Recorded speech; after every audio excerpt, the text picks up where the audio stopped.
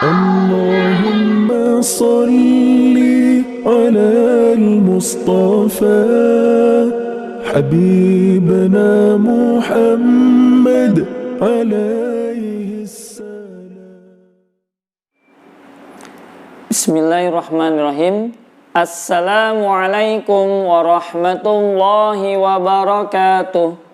Apa kabar teman-teman semuanya pada pagi hari ini? Ustadz mengucapkan ahlan wa sahlan. Ya, selamat datang teman-teman di pembelajaran fikih bersama dengan Ustadz Purnomo Samuji. Alhamdulillah, innal hamdalillah nahmaduhu wa nasta'inuhu wa nastaghfiruh wa na'udzu billahi min sururi anfusina wa min sayyiati a'malina. May yahdihillahu fala mudhillalah wa may yudlil fala hadiyalah. Alhamdulillah, kita patut bersyukur kepada Allah yang mana Allah memberikan kepada kita nikmat iman, nikmat sehat dan juga nikmat panjang umur sehingga kita bisa bertatap kembali di pembelajaran fikih. Nah, Ustadz Pur pada kesempatan pagi hari ini ingin mengulang pembelajaran kita di pelajaran yang pertama, yaitu Allah mencintai yang suci. Ya, teman-teman, sebelum kita lanjutkan, tahukah teman-teman apakah yang harus dilakukan ketika seseorang ingin melaksanakan sholat? Apa teman-teman? Iya, betul. Adalah kita melaksanakan toharoh atau bersuci, teman-teman. Bersuci di sini yang dimaksudkan adalah berwudu, teman-teman. Sebelum kita melaksanakan sholat, maka kita disunahkan dan diwajibkan untuk kita berwudu. Ya. Maka teman-teman harus kita mengetahui apa itu arti toharoh. Ya. Yang pertama, toharoh itu artinya apa, teman-teman? Bersuci. Ya. Toharoh itu artinya bersuci, bersuci dari najis dan hadas. Ya. Najis tersebut artinya adalah kotoran. Sedangkan hadas adalah sesuatu yang tidak menjadikan penghalang seseorang itu untuk melakukan ibadah. Contohnya melaksanakan sholat, ya, ataupun tilawatil Quran, qiraatil Quran. Maka teman-teman, kita perlu untuk belajar apa arti itu toharoh. Ya, toharoh itu artinya bersuci. Tetapi ada makna yang lain, ya, yang harus kita ketahui, yaitu pertama, kita harus mengetahui apa saja yang harus kita bersihkan, yaitu pertama menghilangkan najis. Ya, tadi najis itu adalah kotoran. Najis, teman-teman, terbagi menjadi 3. Ada najis ringan, ada najis sedang, dan juga ada najis berat. Ya. Najis ringan contohnya adalah air kencing bayi laki-laki yang belum makan apa-apa selain yaitu ASI. Sedangkan najis sedang adalah contohnya adalah darah, nanah, kotoran hewan ataupun muntah. Ya. Kemudian najis berat adalah contohnya adalah air liur anjing atau air liur babi. Ya. Kemarin sudah Ustadz Pur terangkan bagaimana cara membersihkannya. Ya, kalau membersihkan najis ringan cukup dengan dihilangkannya itu kotorannya atau najisnya. Baik itu berupa rasanya, baik itu berupa baunya dan warnanya. Kemudian juga sama dengan najis sedang. Sedangkan untuk najis berat, cara membersihkannya yaitu dengan membersihkan dengan air 7 kali. Salah satunya dicampur dengan tanah. Nah, teman-teman, Ustadz Pur ingin menerangkan yaitu tentang istinja. Apa itu istinja? Istinja itu artinya membersihkan kotoran setelah buang air. Nah, apa yang harus kita lakukan setelah kita buang air? Yang pertama adalah membersihkan semua kotoran ataupun najis ataupun hadas yang ada tersebut, yaitu dengan cara menggunakan alat. Ya, alat yang paling utama untuk beristinja adalah air suci dan mensucikan. Boleh nggak kalau seandainya tidak ada air? Boleh. Contohnya dengan tisu, dengan batu, ataupun dengan alat-alat yang diperbolehkan.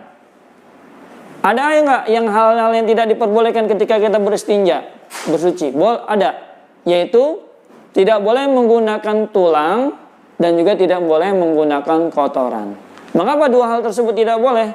Karena Rasulullah SAW telah bersabda di dalam hadisnya menerangkan kepada kita bahwasanya kotoran hewan, ya, tulang itu adalah makanan daripada makanan jin, teman-teman. Maka tidak boleh menggunakan kotoran dan juga tulang untuk beristinja.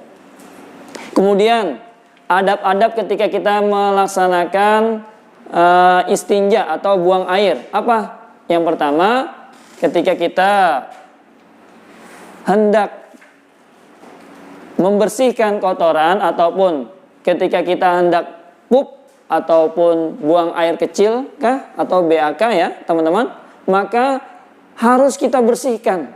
Tidak boleh adanya najis dan juga tidak boleh adanya kotoran. Mengapa? Karena Allah cinta dengan kebersihan. Sebagaimana yang sering kita bacakan ketika kita membaca doa setelah berwudu. Ya, masih ingat teman-teman doa setelah berwudu? Ya, Ustaz Pur ingin mereview. Jadi Ustaz Pur ingin mengulang.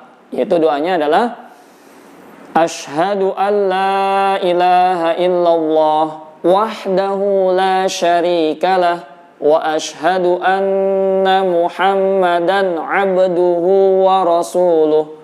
Allahumma ja'alni minat tawwabin waj'alni minal mutatahhirin waj'alni min ibadikas salihin. Nah, teman-teman, di dalam doa ini Allah senang, Allah cinta kepada orang-orang yang suci. Allah cinta kepada orang-orang yang mensucikan diri dan Allah cinta kepada orang-orang yang selalu hendak berbuat baik. Nah, maka dengan kita menjaga kebersihan, teman-teman, maka banyak sekali manfaatnya.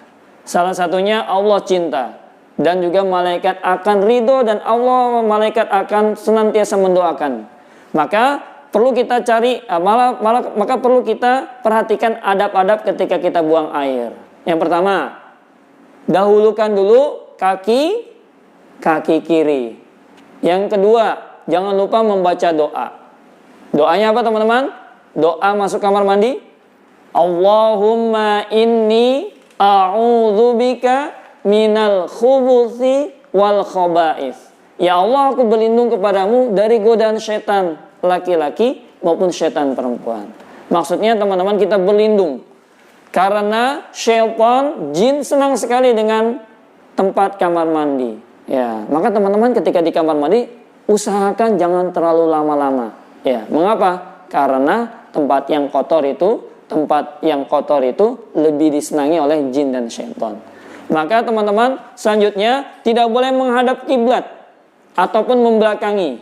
Kemudian tidak boleh buang air di bawah pohon yang sedang berbuah.